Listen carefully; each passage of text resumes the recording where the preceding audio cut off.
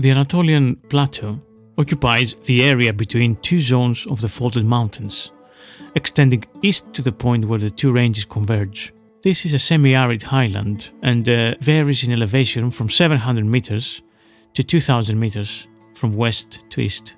Approximately 23 million years ago, as a result of the collision between the Arabian Plate and the Eurasian Plate, the Anatolian Plateau was formed. Along those alluvial plains with large rivers is where the great empire of the Hittites formed and flourished. The metallurgical skills of the Hittites were pretty much second to none in that era, and that, alongside with the vast plains that could be cultivated for wheat and barley, led to an unprecedented for the area growth of the Hittite kingdom. 100 kilometers west of Konya, close to the lake of Beyeshehir, there is a hilly, quiet, arid landscape.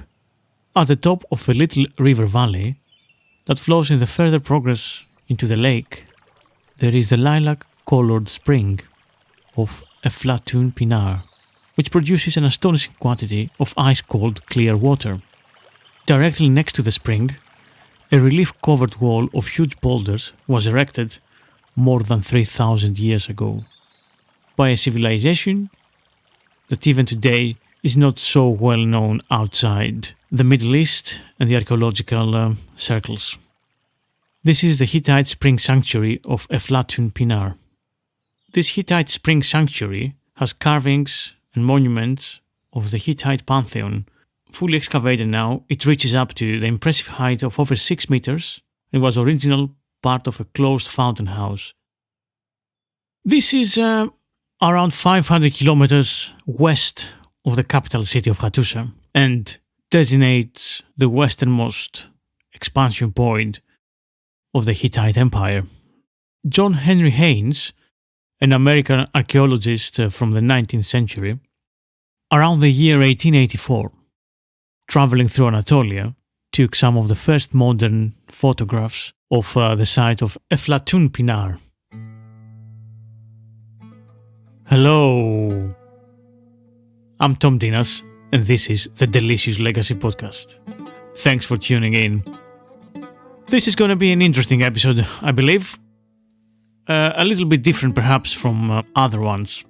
It took me a while trying to uncover some elements of this mysterious for us, civilization of the Middle East, because obviously it's very well attested in the historical record with many cuneiform tablets and of course lots of archaeological evidence and many archaeologists studying the remains of these ancient cities of the Bronze Age for more than 100 years now. And yet we, at least here in the West, don't know much about the Hittites. So trying to discover much about them has been challenging in a way, about their food of course, about their food and the recipes, because they have lots and lots of tablets that survived in the modern age from palace burials. And I thought I would be able to find at least some tentative evidence of recipes. But since this hasn't come to fruition, I've tried to give an overview of their civilization, their history, and what did they grow as an agricultural society, what they had available, what fruits and vegetables and foods they had available in the time, and try to give a little bit of information about their calendar and their seasons and how they grew stuff and what was the relationship with the drinks and the food of that period and how seasonal it was. So I hope you enjoy this rather different episode. And as ever, let me know your thoughts on Twitter or email me or anywhere else. Leave some comments on YouTube, on the podcast and so on.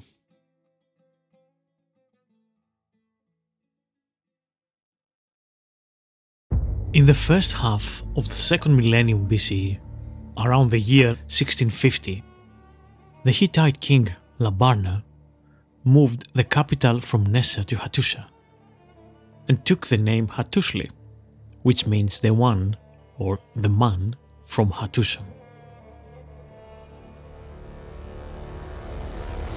After the Achaeans arrived to the kingdom's north, they twice attacked the city, and under the king Tudhaliya I, the Hittites moved the capital north to Sapinua. Under Muwatalli II, they moved south to Tarnuhasa, but the king assigned his son, the future Hattusili III, as a governor of Hattusa. In the mid-13th century BCE, Hittite ruler Mursili III returned the seat to Hattusa, where the capital remained until the end of the Hittite kingdom in the 12th century BCE. For 500 years, between 1700 BC and 1200 BC, the Hittites ruled over much of Anatolia, the peninsula that contains most of the terrain of modern Turkey. Famed for their metallurgy and their mastery of chariots, they created one of the first major civilizations of West Asia, centered on the city of Hattusa. At their peak, their powerful empire extended south to modern Syria. There, the Hittites encountered the Egyptians, one of the other prevailing powers of the time. Fighting for control of trade routes and resources, the two foes famously clashed in the 13th century BCE at the Battle of Kadesh, which concluded with the signing of what's widely considered the world's first international peace treaty. The city of Hattusa itself, at its peak, covered about 1.8 square kilometers, or 440 acres, and comprised an inner and outer portion, both surrounded by a massive and still visible course of walls, erected during the reign of Sapiluluma I, in the middle of roughly the years 1344 to 1322 BC. The inner city covered an area of some 0.8 kilometers, 200 acres, and was occupied by a citadel with large administrative buildings and temples. The royal residence or acropolis was built on a high ridge now known as Buyukale, the Great Fortress. The city displayed over 6 kilometers or 3.7 miles of walls, with inner and outer skins around 3 meters of thick and 2 meters of space between them, around 3 meters of thickness and 2 meters of space between them, adding 8 meters of total thickness of walls. One of the most important discoveries that came over the 20th century at the site has been the cuneiform royal archives of clay tablets from the Hittite Empire New Kingdom period, known as Boghazköy archive, consisting of official correspondence and contracts, as well as legal codes, procedures for cult ceremony, oracular prophecies, and literature of the ancient Near East. One particularly important tablet, currently on display at the Istanbul Archaeology Museum, details the terms of a peace settlement that reached a few years after the Battle of Kadesh between the Hittites and the Egyptians under Ramesses II in 1259 or 1258 BCE. So there is a copy of this treaty on display in the United Nations in New York City as an example of the earliest known international peace treaty. Today, all that is still standing in Hattusa are some of the city's temples, royal residences, and fortifications, including the ruins of the Great Temple, dedicated to the god Teshub and the goddess Arena. Strewn with smaller artifacts, these remnants act as a window into the world of the Hittites. In fact, researchers have found around 30,000 cuneiform clay tablets at Hattusa throughout the past century, including the proclamation of Anitas that describes the founding of the Hittite civilization and the Treaty of Kadesh, as we said earlier. Together, these texts reveal valuable information about the Hittites' history, politics, religion, and relations with other regional powers. The excavations in Alaçahoyuk were first started in 1907 by Ottoman archaeologist Makridi Bey. Theodore Makridi Bey, who was born in 1872 and died in 1940, was an Ottoman and Turkish Greek archaeologist who conducted the first excavations of the Hittite capital, Hattusa. He was the second director of the Istanbul Archaeological Museum after Osman Hamdi Bey. In 1935, Mustafa Kemal Atatürk, the founder of the Republic of Turkey, restarted it by providing funds for the excavation. Currently, as we speak, the excavation is conducted by the Ankara University. Alaçahoyuk is seen as the significant tumulus of the Hittites, who migrated to Anatolia in around 2000 BCE. Chinaroglu said, "Interesting and informative findings have been uncovered during the excavations. Copper chunks found in a mining workshop that date back 3,700 years and bronze brooches are among the most interesting ones." The excavation of Alaçahoyuk was first introduced to the archaeology world in 1835 by W.C. Hamilton. The Hittite kingdom was centered on the land surrounding Hattusa and Nessa, which is nowadays Kültepe, known as the land of the Hatti. After Hattusa was made the capital, the area encompassed by the bend of the Kizilirmak River, which was the Hittite Marasantiya or the Greek Halis River, was considered the core of the empire, and some Hittite laws make a distinction between this side of the river and that side of the river. To the west and south of the core territory lay the region known as Luia in the earlier Hittite texts. This terminology was replaced by names as Azawa and Kizuwatna with the rise of those kingdoms. Nevertheless, the Hittites continued to refer to the language that originated in these areas as Luwian. Prior to the rise of Kizuwatna, the heart of the territory in Cilicia was first referred to by Hittites as the Adania, which, really interestingly, is today's Adana region. I, the Hittite king, want you to send this message via Maradu. The king of Hatti has persuaded me about the matter of Wilusa, concerning which he and I were hostile to one another, and we have made peace. Now, hostility is not appropriate between us. Send that to him. And concerning the matter of Wilusa, about which we were hostile, because we have made peace, what then? Because I have confessed my offense before my brother, then let it no further to my brother. This is from the Tawalagawa letter, which concerns a matter between a client city-state on the west of the Hittite Empire, what we call now Troy, or as it was known in the ancient Greek world, Ilion. So this land, this Arzawa land, Wilusa, was a matter of contention between the Achaean Greeks and the Hittites. So this land is known principally from the treaty between the ruler Alexandu and the Hittite king Mutawalli II.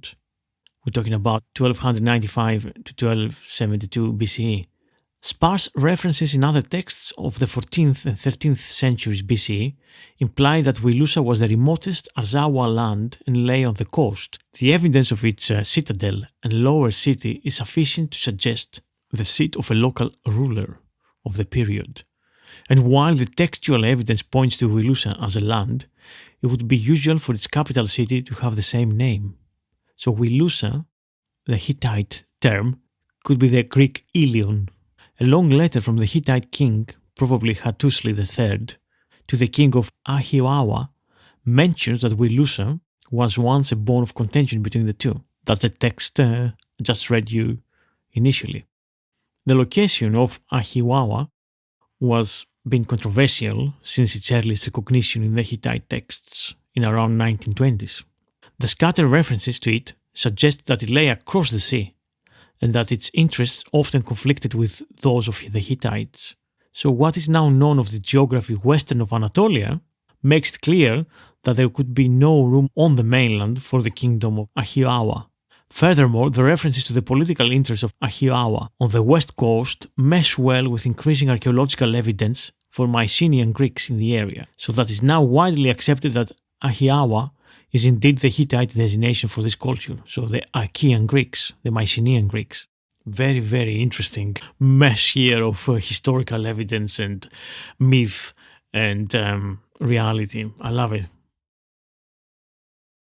Regarding the food culture of the Hittites and the documentation of it, it's quite interesting that on one hand there's a lot of information about the food culture at the time on the tablets, on the cuneiform tablets. On the other hand, Obviously, as with many other ancient and very ancient civilizations, there aren't any recipes. So what we have is a lot of generic information, but obviously no recipes about it. The Hittites left a good number of texts detailing the preparation of food, and there are many laws to stipulate how certain foods are to be prepared, cooked, and served, especially in the palace and for the gods and so on. The main ingredients of Hittite cuisine were dairy products, meat, grain products, of course, mainly grain, and other products such as honey. The Hittites loved bread and had recipes for as many as 180 types of bread, in different shapes and with varying ingredients, as we will see in detail later. Wine was consumed by the Hittites on a regular basis and used for religious festivals and rituals. As we said earlier with bread, more than 100 pastry names were found in Hittite tablets. During the excavations, findings about olive oil, honey, beverages, and vegetables were also discovered. Underlying the hygienic measures taken in Hittite kitchens, a core said if a chef with a large, unmanaged beard or long, unmanaged hair cooks in the kitchen, or an animal wandered into the kitchen, he or she used to receive a death penalty along with their family. The rule was valid for those who cooked without having a bath beforehand. These rules show how the Hittites took sanitary issues very seriously 4,000 years ago. Perhaps a bit too seriously, maybe, but one cannot be careful enough when it comes to hygiene and the health of the king. The Hittites produced their own wine, milk, and beer, usually made from mixed grains or whole wheat grains. Winemaking was an independent branch of agriculture, which meant that most Hittites drank wine or beer regardless of their social status. Apart from grapes, wheat and dates also played their role of creation and connective force in Hittite culture. They had about 360 ways of preparing dates and multiple hymns for wheat and apple trees. And here we have kind of the first notion, let's say, of structured drinks, like cocktails in particular, with mead and date wines. And the Hittites used the wine at all their holidays and ceremonies. There were even medical rituals which involved giving warm wine to patients. Healers warmed up 3 ritons, which are conical drinking horns of wine, and offered up one to the goddess of the sun. This was a manifestation of vibrations concentrated in the form of beverage. When a person drank such potion, they established a connection with God, and in this way, they drank with God. But also drinking with God meant drinking with space itself. The Hittite customs of 4,000 years ago can seem a little bit too much new age, to be honest. Of course, the foods available and the way they ate and the program they planned their year, it was very seasonal, and there was many seasonal food activities. They did seem to have 4 seasons as well as we do, obviously, today. So they had their own kind of spring, summer, autumn, and winter, which varied in length. So it wasn't like 3 months each, or however we want to construct it now. There was a different way of calculating ancient seasons. In an incantation for the storm god Wilusa, the following passage seems to list the seasons. If the house owner worships the storm god Wilusa every year, then in whatever season the house owner exerts himself, whether in spring or in summer or autumn or in winter. So the way that is listed, it seems like the proper order and the sequence of seasons in the Hittite calendar. A new year begins with spring. As we said, even if the Hittite year comprised of 4 seasons, that doesn't mean that they would necessarily have consisted of 3-month periods. It's quite possible that one or more might have lasted for as little as 2 months, while another might have extended to as many as 5 months. Since we have no Hittite text which informs us, we can only estimate on the basis of the agricultural activities attested for each of the seasons, and from that we can estimate the possible duration of the seasons, with the points of the beginning and the ending. We are helped in one case by a text which seems to provide us with a number of months from the beginning of the year until the beginning of autumn. The harvesting of barley and wheat crops are only said to have taken place in Buruks, which is summer, which is the season which follows Hameshas. And since the season of cutting barley in Turkey today begins in July, this means that Hameshas probably occupied April, May, and June, so about 3 months. Spring is also the season for the blooming of the bulbous plants like onions, turnips, and beets. So in this type of plants, we have harvests at the season of spring and in honor of deities and festivals that last for 38 days. One of them, possibly, one of these plants that they were celebrated was a spring flowering lily or a crocus plant, something like a saffron type of thing. And during the season of Hameshas, the farmers brought to the local temples their offerings of huelpi, which translates as first fruits, primarily like freshly picked fruits or newborn animals. I'll be back after this short break. Hameshas was also a season of rains. There are 2 principal rainy seasons in Turkey today, and at lower altitudes, like either in the Mediterranean, South Mediterranean, or in the Izmir or in the Black Sea, rain is heaviest from November to January. So at the higher altitudes of Ankara and Sivas Erzurum, it's heaviest in May.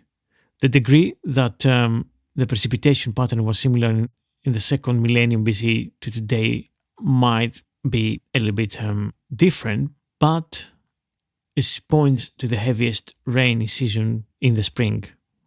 Thus, one must expect that the rain festivals were celebrated in the spring. There are clear evidence that the Hittites employed irrigation for groves of fruit trees. It is possible, but not certain, that grain fields were also irrigated. As we said, Buruks was the summer, and it appears that the season of the summer lasted for 4 months, which correspond to our months of July, August, September, and October. The first of these, which is the 4th Hittite month, was spent in cutting barley. In documents from the Assyrian trading colonies, the name for this time period was Negalim, which means taking the sickle in hand, and it corresponds approximately to the Turkish season named Orak Zaman. During this month, the men went forth from the gates of their cities to the fields, and with their sickles reaped the standing grain. Reaping was characteristically the work of men, while milling was the work of women. Women hired themselves out in the harvest season, and we get this from a Hittite law called 158. But while the term of the man's hire was 3 months, that of a woman was 2. The barley wage for a man was 10 parisu, which equates to 1,100 liters per month, and that was roughly double that of the woman, which was 6 parisu, or 660 liters per month. This averages out to a little more than a bushel of barley per day for the man. The woman's activities probably were confined to the milling of the threshed grain. Hattusili I boasted that he freed the citizens of Hanhum from compulsory field work. I, the great king, Tabarnus, took the hands of their slave girls from the millstone. I took the hands of their slave men from the sickle. It was the duty of the Urias Ishas to distribute seed to the semi-freed farmers from the stores of the crown. Then in the harvest season, he was to see that the field was reaped and the grain brought into the royal barns. According to the laws, if one man accidentally set fire to another man's grain field, the former took over the burnt field and gave a good field with standing grain to the latter, who reaped it. If ever a dispute arose as to which of the two claimants had the right to reap a given field, it was determined which of the two had sown the field first. He who has thus indicated could reap it, while his opponent was punished. Some of the barley was set aside for beer production. It was allowed to soak in water for a time until it began to sprout, whereupon it was withdrawn from the water and exposed to the sun until it was dry and had lost its power to germinate that served as a seed. This barley had become malt and was a basic ingredient for the production of ancient beer. In Mesopotamia and Palestine, the summer was a time for the harvesting of the summer fruits, dates, olives, and figs. Although many different kinds of fruits and nuts are mentioned in the Hittite texts, not much is said about their cultivation, and it is likely in some cases, particularly with the dates, that the fruit were important. Among the fruit attested, we have the grape, the apricot, the apple, the fig, the medlar, the date, the pomegranate, the olive. Among the nuts, we may include something called ziti, and samamma. Other phonetically spelled products may be either fruits or nuts: haniga, lahumi, mariga, paisina, and so on. The generic terms in Hittite for fruit or product could be describing all this different stuff, and we kind of have an idea what this could be, but not specific names. Following months, the months of what we call now September and October, roughly, obviously, were spent harvesting the grapes.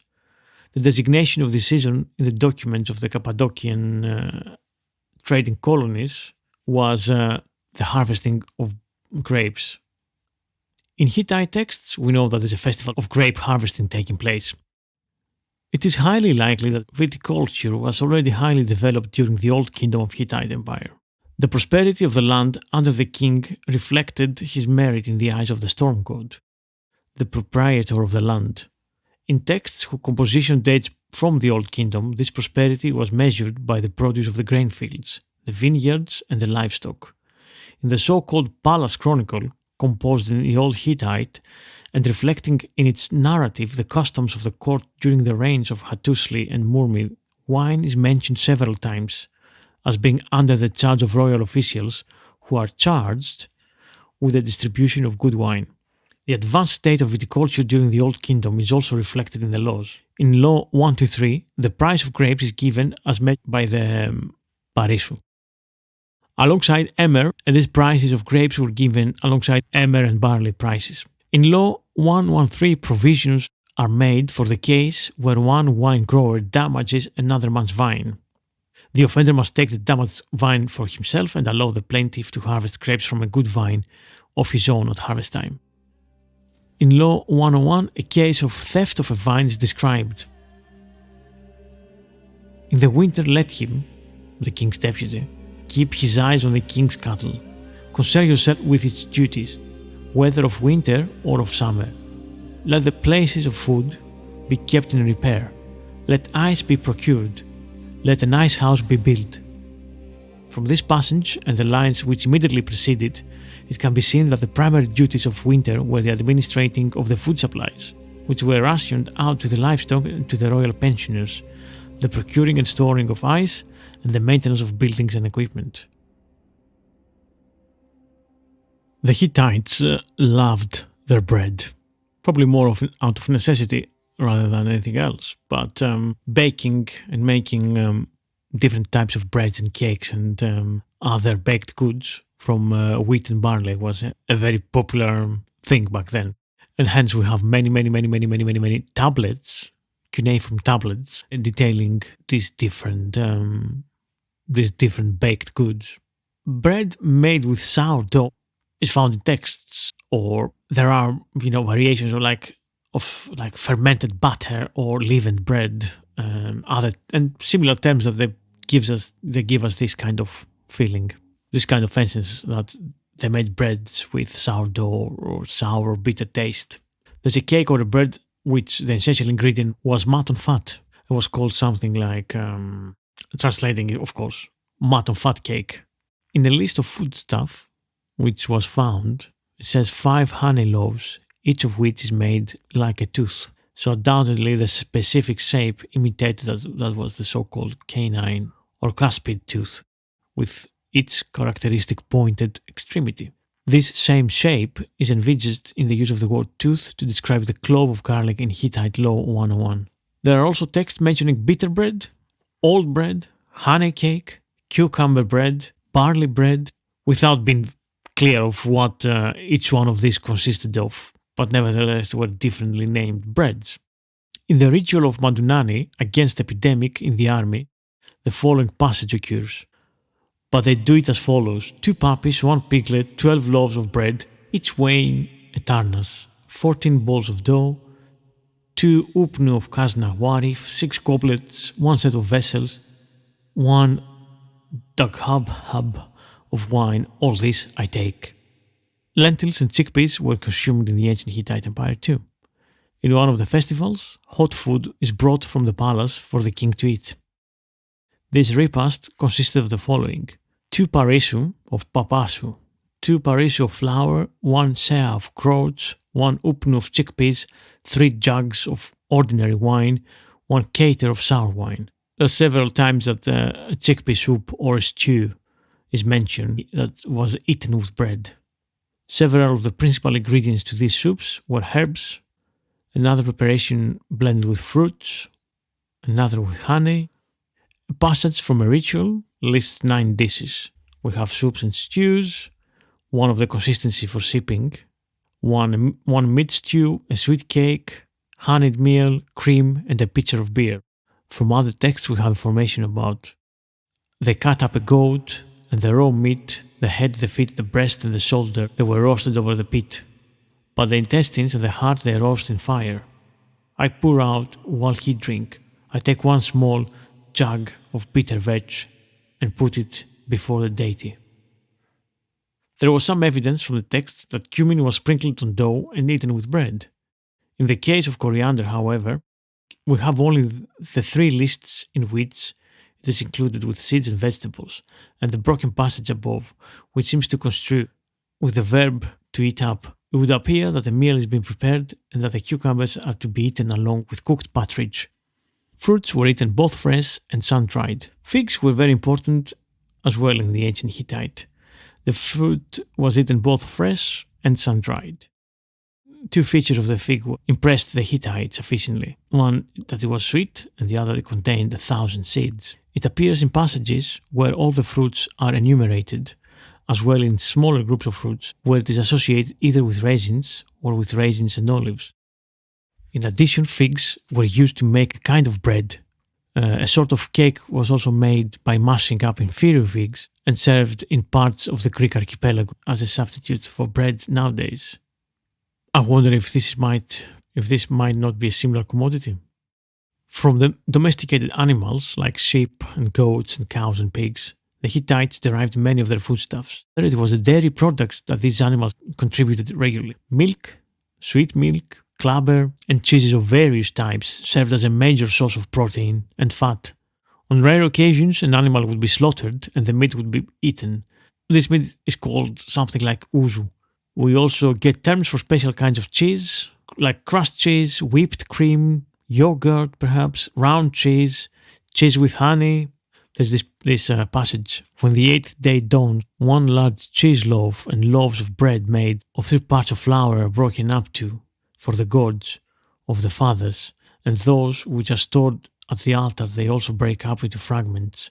Then into the presence of all the gods, wherever they may be, they send 1 fragment of cheese and 1 fragment of bread, and they place them before the gods. In the early periods of Mesopotamian history, there were temple bakeries. In these bakeries, the bakers were under the supervision of a head baker. The same office of head baker is attested in the Hittite texts that archaeologists have discovered over the years. Thus, in both Mesopotamia and Hatti, the bread makers were a part of the great organizations, the palace and the temple. There is no evidence to suggest that there existed any retail trade in pastries, so that the baker or bread maker could be in private business outside of a palace or a temple. The private citizens' needs for these bread products were met in their own home by the production of the wife or other domestics. The palace of Hattusa maintained a bakery for which we possess the most stringent purity requirements regarding the preparation of the king's food and drink. From a certain household devoted to a certain chthonic goddess, a dedicated baker is available to perform duties for the goddess. Bakers are listed also among palace personnel and among the temple officials. Just as in the correspondence from the Mari archives, if the services of craftsmen were required in any given town where there was a shortage, the king ordered craftsmen from another town or from the palace to be transferred there. So also in Hatti, the same was probably true. There is certain evidence also of bakers who were attached to temples of the gods. They were carried off captive along with priests and other skilled personnel by invading Achaean hordes in the era of Arnowanda. These Achaeans were non-Indo-European tribal people who lived in the mountainous East Pontic Anatolia and Black Sea, sometime between the reigns of Arnowanda and Suppiluliuma I, so about 1330 BC. Letters found in Masat Hoyuk notes that locusts ate the Casca's grain. The hungry Casca were able to join others to the east, as well as other enemies of the Hittites, and burned Hattusa, the Hittite capital, to the ground. Anyway, moving to the activities of bread makers, again as been described in the Palace Chronicle. Because the purity of the king's person needed to be maintained, tight supervision was exercised over every agency which supplied his needs. This included the kitchen personnel, who provided him with his food, the shoemakers who made his footwear, the leather workers who constructed the royal chariot, and water carriers who carried the royal water bags. In a tablet called KUB 13 4.33, the fullest picture of these purity measures emerges. There, we learn that the bakers who prepared the daily loaves to be offered to the deity had to be bathed. They must also be shorn of all body hair, so that no hair would fall into the batter and contaminate, and so that no lice could be carried on their persons. Their fingernails were pared so that no dirt lodged under them might contaminate the dough as they worked on it, and they were required to wear clean clothes as well. The measures extended also to the kitchen in which the bakers worked. It must be thoroughly swept and sprinkled daily before the bread making activity could begin. No animal was allowed to come near. The implements of the kitchen, which had been defiled by contact with animals, had to be discarded. Kitchen personnel were required to bathe daily, and if we understand the meaning of the translated text correctly, especially they needed to bathe anytime they engaged in sexual intercourse. Under no circumstances they were permitted to resume their duties after they had slept with a woman, unless they had bathed afterward. The above regulations pertain in the first instance to temple bakers and cooks, but similar measures must surely have applied to the palace kitchen as well. There is a fairy tale which has been translated into Hittite from a Hurrian source, which describes an interesting custom which relates to giving of bread and beer. Perhaps we can translate it in our modern day as food and drink in general, by the townsfolk to the parents of a newborn. The practical reason behind this custom was that the wife would be unable to devote herself fully to the preparation of food for her family until she had recovered from her delivery of the child. In this fairy tale, it is never stated that this custom was also observed in the land of Hatti, so that we will draw no conclusion therefrom about the Hittite society. I mention it here as it's one of the many customs attested in Hittite texts which involve food, drink, and bread. Now, I haven't given any recipes or any particular methods of cooking or any specific methods of cooking from the Hittite kingdom and their period. There is a sort of Hittite hot pot though, which basically consists of fava beans, chickpeas, lentils, pearled wheat and barley, and coriander seeds, flavored with some butter and vegetables. So essentially this is pretty simple. You soak the beans overnight, you toast in the butter the beans and the coriander seeds, you add the stock, and you let it sit for an hour. Add some herbs, onion and garlic, and you eat with some bread. A plain affair of sorts, but filling and nutritious. Thanks for listening. I've been Thomas Dinas, and this was the Delicious Legacy podcast. You can get the episodes on Acast, of course, Spotify, Apple Podcasts, YouTube. So subscribe and follow the podcast so you know whenever I release one. And of course, leave a review and a rating so it can be seen by other people too and spread the word out there in the social media and in the digital world. And remember, if you want the episodes early and ad-free, subscribe to my Patreon page where you get these, but also tons of recipes and information about ancient foods and of course some extra videos. Thanks and see you soon.